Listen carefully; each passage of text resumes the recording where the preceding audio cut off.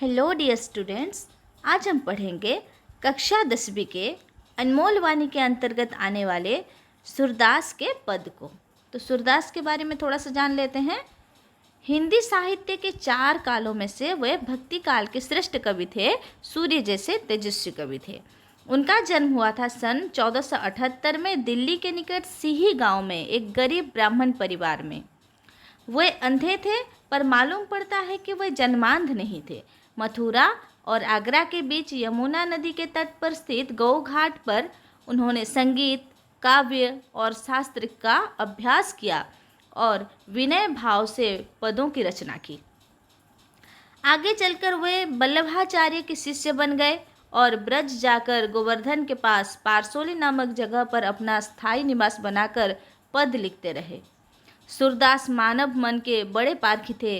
वात्सल्य भाव के तो वे मर्मज्ञ थे। तो वात्सल्य भाव अर्थात ये इसमें जो पद लिखा गया है, वात्सल्य उनके जो बाल लीला के बारे में लिखे हैं और बालपन को बहुत अच्छे से वो वर्णन करते हैं, इसलिए उन्हें वात्सल्य भाव के मर्मज्ञ कवि कहा जाता है। श्रीमद् भागवत महापुराण के आधार पर रचित उनका विशाल ग्रंथ सूरसागर हिंदी की अमूल्य निधि है।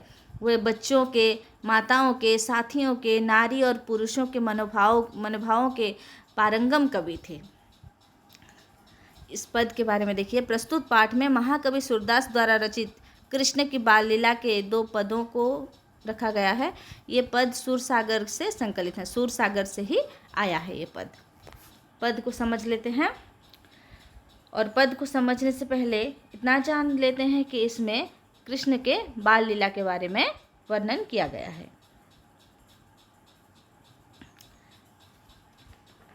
मैया मोही दाव बहुत खिजायो, मोसो कहत मोल को लीन्हो, तू जसुमती कब जायो।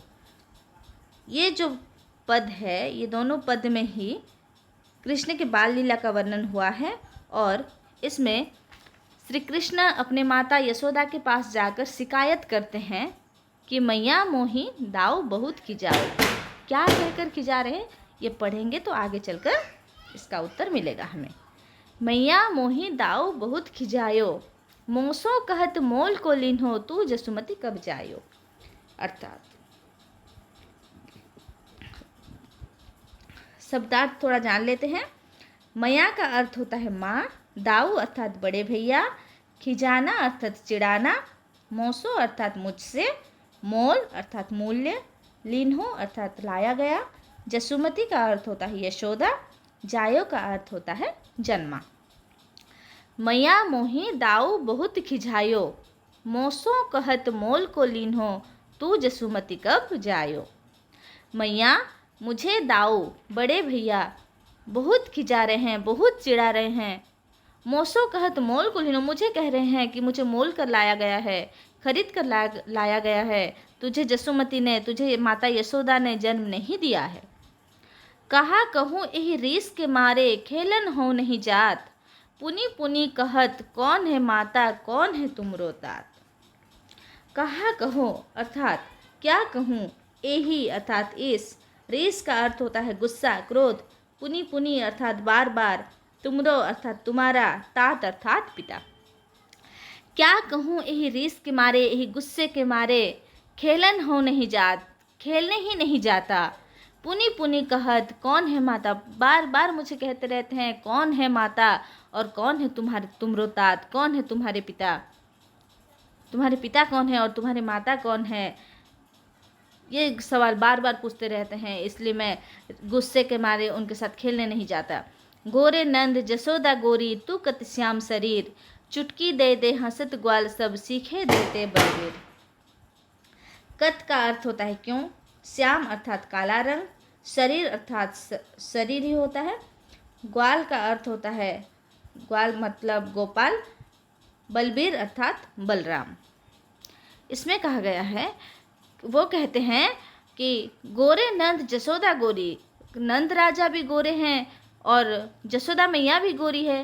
तू कत श्याम शरीर, तू कैसे उनके अगर तू उनका बेटा है, तू क्यों श्याम शरीर है, तू क्यों काला रंग है, क्योंकि दोनों तो गोरे हैं। चुटकी दे दे हंसत ग्वाल, सब सीखे देते बलबीर। चुटकी बजा बजा कर गोपाल बालक सब हंसते रहते हैं और यह बलबीर भैया, बलराम भैया सिखा देते हैं उनको। तू मोही को मारन सीखी, दाव ही कबहू ना खींचे।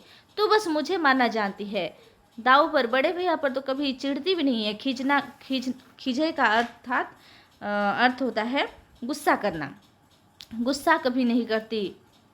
मोहन मुख रीस की ये बातें, जसुमती सुनी सुनी रीझे। मोहन के मुख से यह गुस्से वाली बात सुनकर जसुमती अर्थात यशोदा मैया सुनकर रीझे का अर्थात खुश होते हैं, प्रसन्न हो जाते हैं, प्रसन्नता से उसे देखते रहते हैं। सुनहु कान्ह बलभद्र चबाई, जन्मत ही को धूत। सूर श्याम मोहि गोधन की सौ, हो माता तू पूत। चबाई अर्थात चुगली करने वाला, धूत अर्थात धूर्त शैतान शरारती, जन्मत अर्थात जन्म से, गोधन अर्थात गाय, सौ अर्थात सौगंध, पूत अर्थात बेटा। सुन कान्हा, बलभद्र बलराम तो जन्म से ही चुगलखोर है, वो तो चुगलखोर है, जन्म से ही धूर्त है, जन्मत ही को धूत अर्थात जन्म से ही वो शरारती है।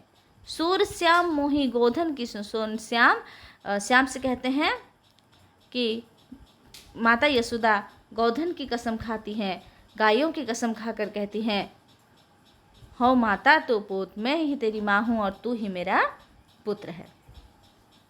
जब ये सब शिकायत करते रहते हैं श्री कृष्ण अपनी माता यशोदा के पास आकर, तब यशोदा मैया उन्हें कहती हैं कि गोधन की कसम खाकर कहती हूँ बेटा, तू ही मेरा बेटा है और मैं ही तेरी माँ हूँ। आगे देखते हैं दूसरे पद में क्या लिखा है। हरि अपने आंगन कछु गावत, तनक तनक चरणन सौ नाचत, मन ही रिझावत। बालक कृष्ण, इसमें बाल कृष्ण के बारे में ही कहा गया है। वो अपने आंगन में खेलते रहते हैं और मन ही मन अपने आप, मतलब मन ही मन वो मनमगन हो जाते हैं, खुश हो जाते हैं, मन को मोह लेता है जैसे वो खेलते रहते हैं, देखते हैं तो ये सब वर्णन किया गया है जो कि हृदय स्पर्शी है, खुश हो जाते हैं हम लोग पढ़कर। आगे देखिए समझते हैं। हरि अपने आंगन कछु गावत, तनक तनक चरणन सौ नाचत, मन ही रिझावत। अर्थात शब्दार्थ थोड़ा जान लेते हैं। हरि अर्थात भगवान, कछु का अर्थ होता है कुछ, गावत अर्थात गाते हैं, तनक तनक अर्थात छोटे छोटे, चरणन अर्थात पैर, रिझाना अर्थात मुग्ध होना। समझ लेते हैं। तो हरि अपने आंगन कछु गावत, वो अपने आंगन में कुछ गा रहे हैं, खेल रहे हैं। तनक तनक चरणन सो नाचत, छोटे छोटे चरणों में वो क्या कर रहे हैं, नाच रहे हैं। मन ही रिझावत, मन मगन हो रहे हैं, मन ही मन खुश हो रहे हैं, गा रहे हैं, नाच रहे हैं अपने आंगन में। वाह ऊंचाई काजरी धौरी, गयनी टेरी बुलावत, कबहुक बाबा नंद पुकारत, कबहुक घर में आवत। बाह अर्थात हाथ, ऊंचाई अर्थात उठाकर, काजरी अर्थात काली, धौरी अर्थात सफ़ेद, गयनी अर्थात गायों को, टेरी अर्थात इशारे से, बुलावत अर्थात बुलाते हैं। बाह ऊंचाई काजरी धौरी, बाह ऊंचाकर, हाथ उठाकर, हाथ ऊपर उठाकर, पहले तो वो नाचते रहते हैं, गाते गाते नाचते रहते हैं, मन ही मन मगन होते रहते हैं। फिर बाहें उठाकर, हाथ उठाकर क्या करते हैं, अपनी काली फिर सफ़ेद गायों को वो क्या करते हैं, इशारे से बुलाते हैं, इशारे से बुलाते रहते हैं अपने काली गाय सफ़ेद गाय, इन सब को वो क्या करते हैं, टेरी बुलावत, इशारों से बुलाते हैं। कबहुक बाबा नंद पुकारत, कभी अपने बाबा नंद को पुकारते हैं, बुलाते हैं। तो कबहुक घर में आवत, तो कभी घर में दौड़ दौड़ के चले जाते हैं। माखन तनक अपने कर ले, तनक वदन में नावत, कबहू चीते प्रतिबिंब खम्भ में, लौनी लिए खवावत। शब्दार्थ जान लेते हैं पहले। तनक अर्थात थोड़ा सा, कर अर्थात हाथ, बदन मतलब शरीर, नावत अर्थात लगाते,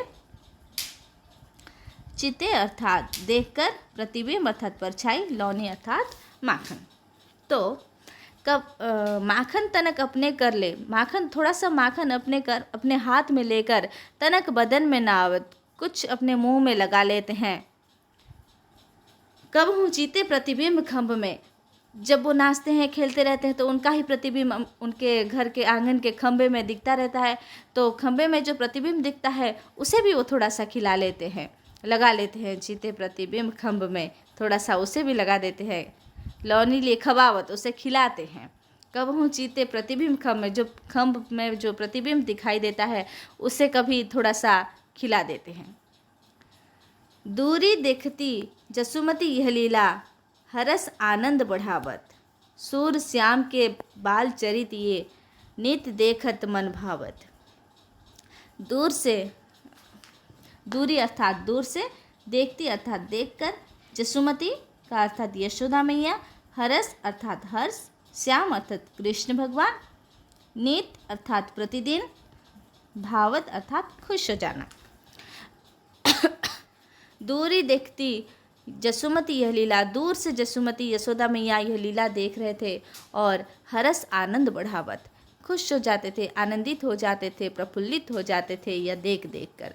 सूर श्याम के बाल चरित ये, नित देखत मन भावत। सूरदास कह रहे हैं कि ये जो बाल लीला है इसे रोज रोज देखने पर भी प्यारी ही लगती है, इससे मन तृप्त ही नहीं होता, देखने बार बार देखने का मन करता रहता है। तो यह थी बाल लीला। धन्यवाद।